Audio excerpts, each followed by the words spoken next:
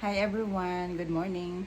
So today is June 1st and we're about to go fly back to USA. Episode na to, bali from Philippines. Magbibideo ako from Philippines to USA pagdating namin. It's a hardest goodbyes but kailangan ko nang bumalik ng US. Kailangan na namin bumalik ng US ng asawa ko. So, ayun. Thank you so much everyone for watching this video. I really appreciate all of you. Bye-bye. So, yan ang asawa ko. Are you excited to go back? Can't wait. Here's my jacket. Here. Yan yung jacket niya. Put these pills, this one thing here, What is the temperature? just hang out in case I need it on the way. Okay, what's the temperature in Ohio? It's supposed to be like 40s and So, at night is 60 something in the day.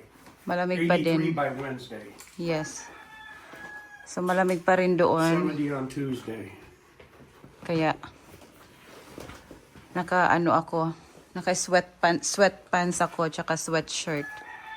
Kaya yan naman siya, isusuot niya yung jacket niya. Yan. So, Did you everything on board? yep. Tinatapos lang niya yung kape niya. Tapos si Kuya Eddie, yung driver, nasa labas na. So, last look dito sa bahay. Actually, naglinis ako. Ang dami kong nilinis. Kasi ayoko nang makalat. Anyway. Ayun.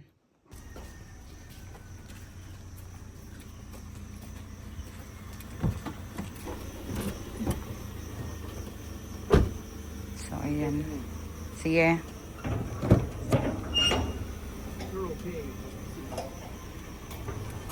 Kuya. Okay na. Ayan.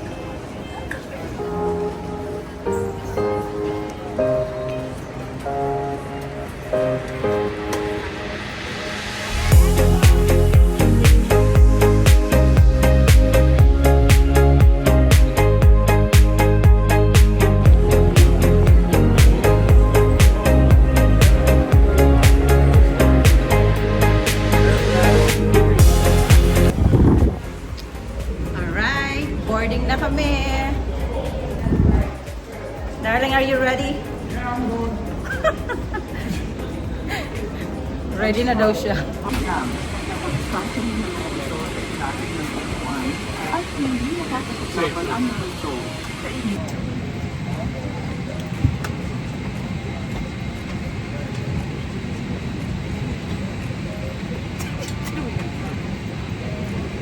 sealing compartments in the lavatories.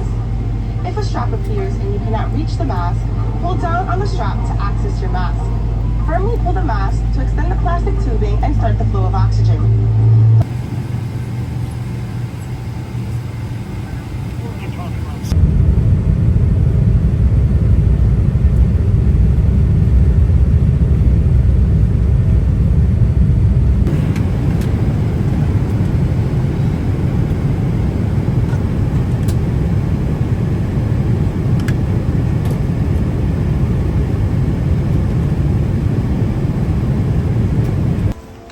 So, kakalanding lang namin sa San Francisco. So, meron pa kami connecting flight. Chicago and Cleveland. So, dalawang flights pa kami.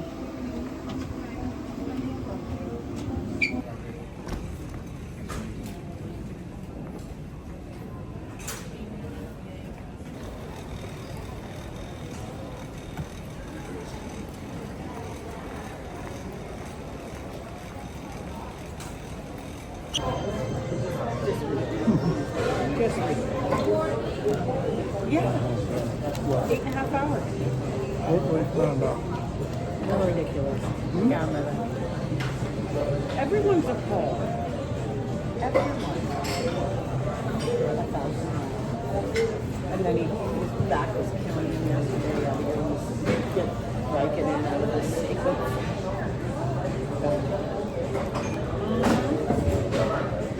Fell asleep in church. Fell asleep in church.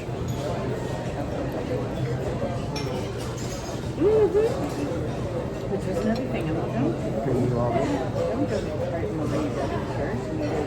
Yeah. I hate to waste it. I can't help you. 10B. We already here.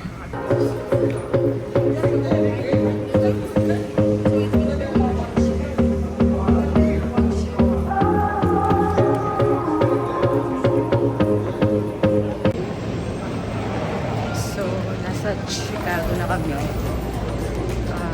May one more flight pa kami. Papuntang Cleveland. Mga itsura, haggard na.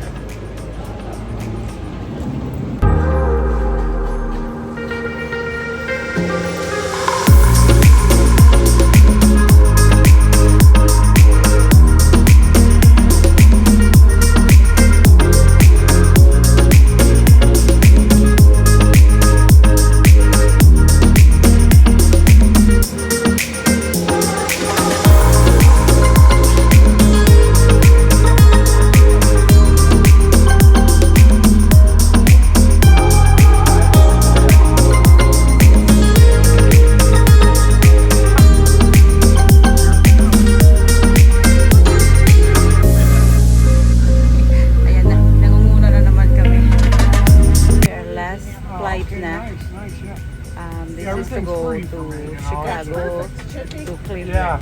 Are you going to be okay? She'll be all right. Last flight, ito ba ako tumitingin? Naduduling na ako. So last flight na natin, darling. Right? Yes, darling. This is the last one. We're gonna go na to We're going Cleveland. home after this. Yes, finally. Finally, So ayun, it's happened to me. nakakapagod. It's like 26 to 27 hours, di ba? So finally, andito na kami. Last destination na namin sa Cleveland. Welcome back, USA!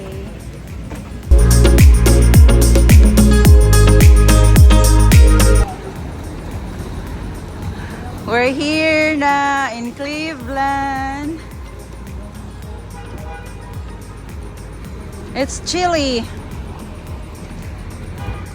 So ayan yung kapitbahay namin.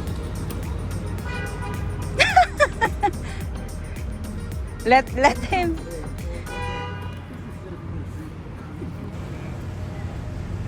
Welcome in Cleveland. Just finally got sick of it, so we tore it down. Right.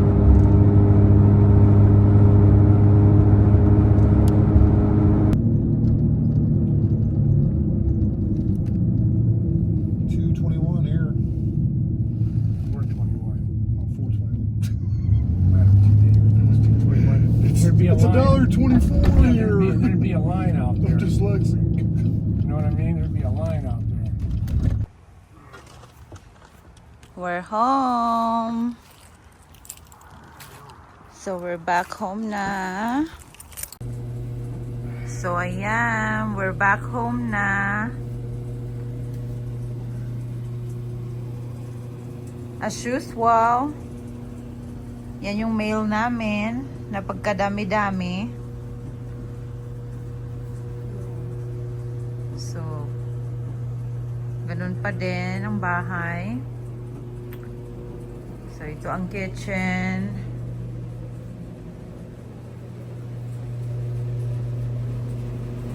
Dito yung pantry.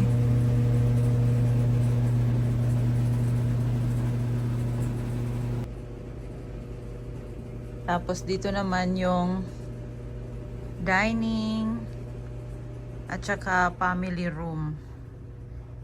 So, binalutan ko talaga yan. Nilagyan ko ng mga kumot para hindi siya magkaali-alikabok. Ayun. So, ayan.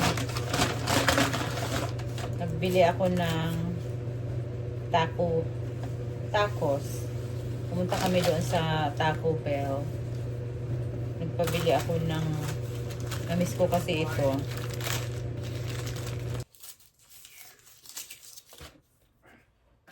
Namiss ko yung dragon fruit. Kaso wala siyang dragon fruit doon. Naubusan.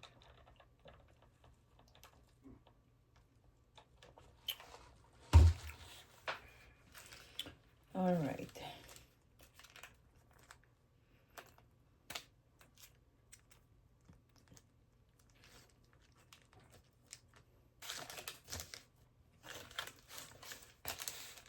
So, ito ang tacos.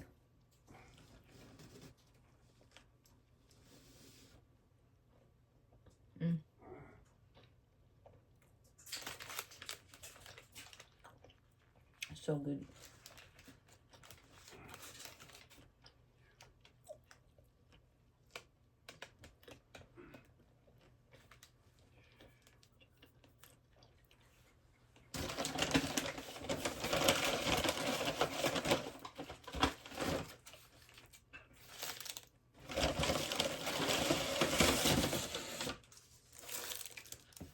And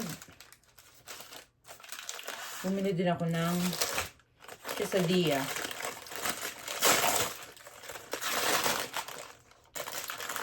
So sa Taco Bell,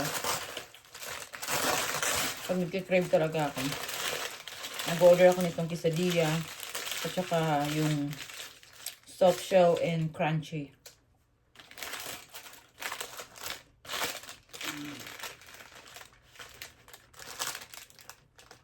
Ito pala. Hindi nakikita.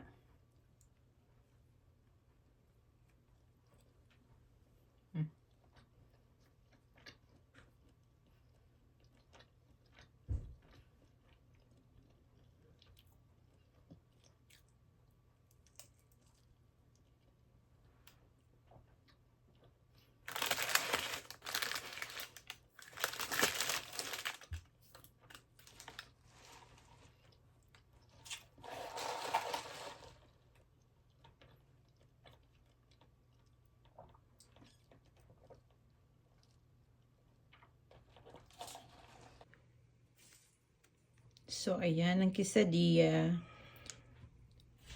crispy tacos, and soft shell.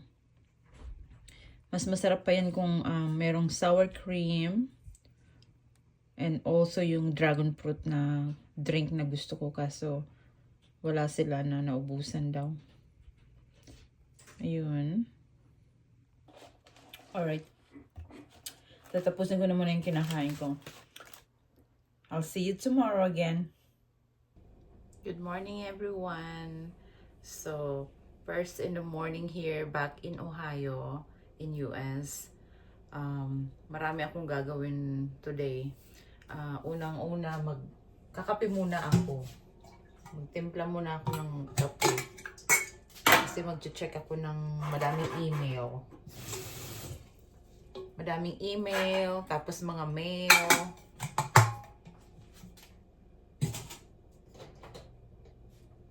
Tapos maglilinis. Ano pa bang gagawin ko today? Mamaya ipapakita ko yung backyard namin. Ang tataas na ng damo. Actually, I can show you guys now. So, punta tayo sa labas. Yung asawa ko, ini-start niya na yung mga sasakyan. So, tignan niyo naman ang kalat. So, yung mga kalat na yan, nung ano pa yan, nung full season pa. Pero in fairness, oh, yung hostess ko, ay, ang ganda na. Ang ganda na uli, oh. So, ito yung hostess ko. Actually, every year to tumutubo. So nice. Nako.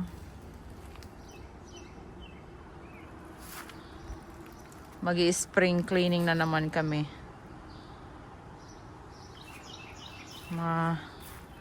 Dami-dami na naman itong mga lilinisan namin.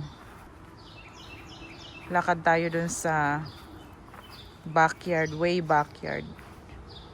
Ang sarap lang ng weather, chilly siya. So, ayan. Naku, oh my gosh. Ang tataas na ng mga damo.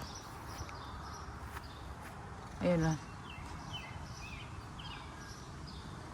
Tataas na ng mga damo. So, kailangan na ng imoya ng asawa ko. Dito sa US, kailangan mong imo yung mga grass.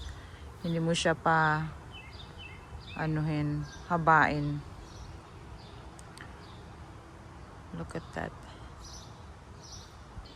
So like I said, dito sa US, kailangan putulin mo na yung mga damo or else ipapain ka ng city. Magbabayad ka.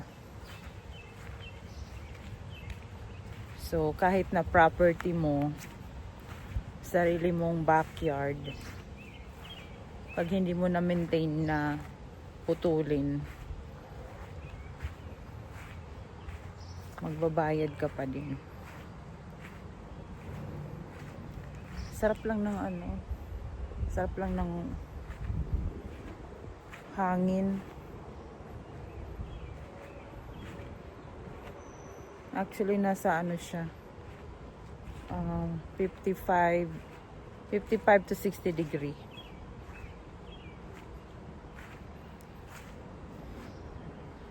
Ayan, magkakape muna ako. Ang sarap lang ng tulog kagabi. Sa super pagod. Okay.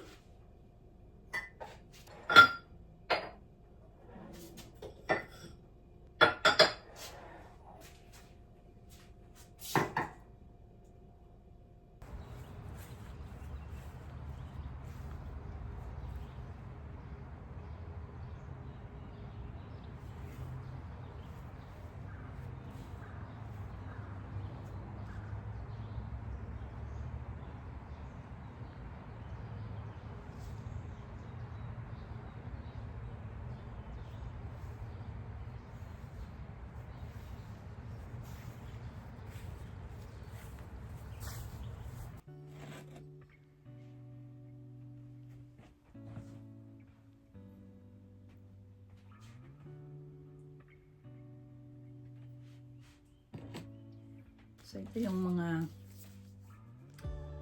mga mail namin. Isang katerba na naman.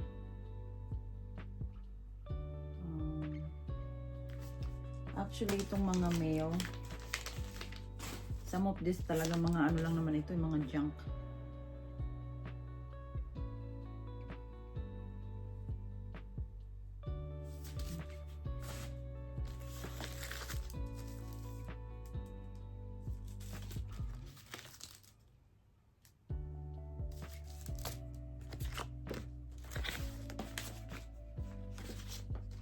Yung last time na umuwi kami ng Pilipinas, actually 9 months yun. So, mas marami pa nga eh.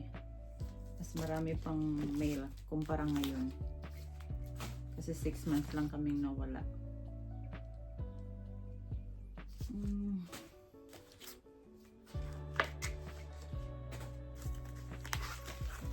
Tapos yung iba mga brochure.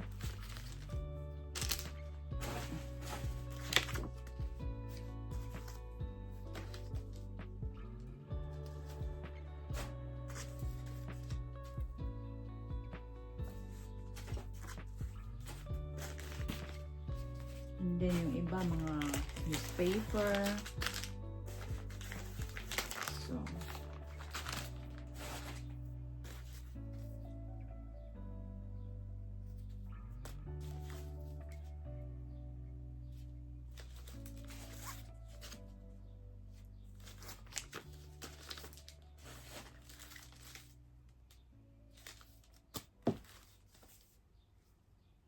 and then yung iba naman mga credit card, mga nag-o-offer sa'yo. So, nasa sa'yo na lang kung gusto mong mag-credit card na mag-credit card.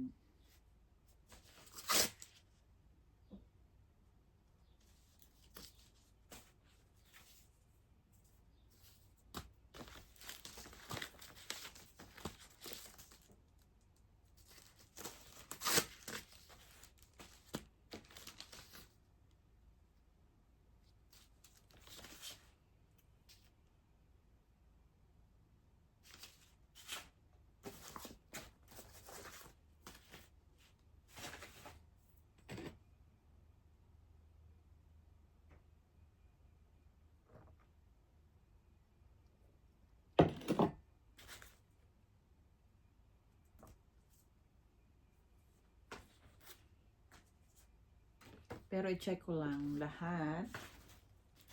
Malay mo. May biglang di inaasahan na check eh. O di ba? Sayang din. Kasi actually noon yung may mga stimulus check. Actually nung COVID pa yun eh. So, meron kami mga stimulus check. Minsan sinesend na lang yun sa mail. Nung nakaraan nga na yung may COVID, meron kaming stimulus check sa mail. Mabuti na lang kamo. Talagang lagi kami nag-check ng mail. Hindi yung pinapass by lang namin.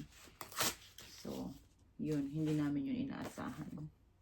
Although, alam naman namin na meron kaming darating na stimulus check.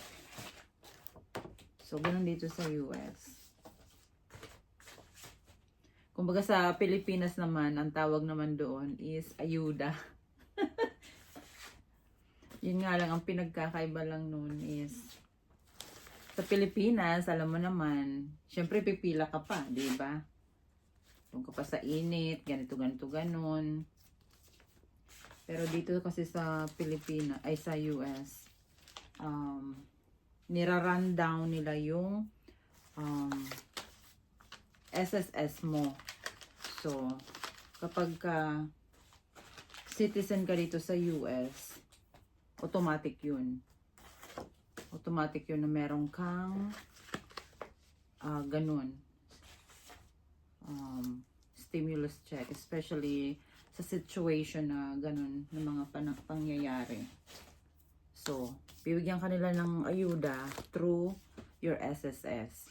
So, sometimes, i-send yun sa bangko mo, pero yung iba kasi, dito, walang mga bangko,